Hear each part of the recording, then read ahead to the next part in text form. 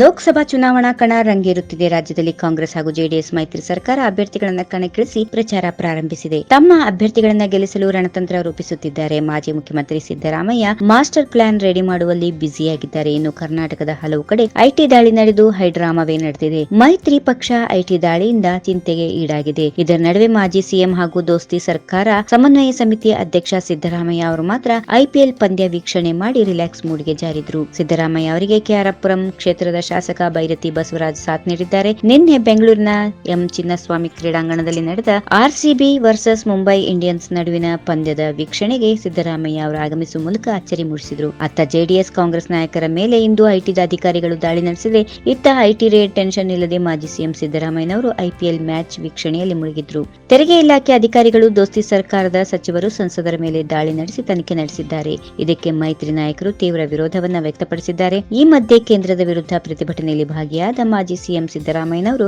IPL ಪಂದ್ಯ ವೀಕ್ಷಿಸಿದರು. ಈ ವಿಡಿಯೋ ನಿಮಗೆ ಇಷ್ಟವಾದಲ್ಲಿ ಲೈಕ್ ಮಾಡಿ, ಶೇರ್ ಮಾಡಿ, ಸಬ್ಸ್ಕ್ರೈಬ್ ಮಾಡಿ.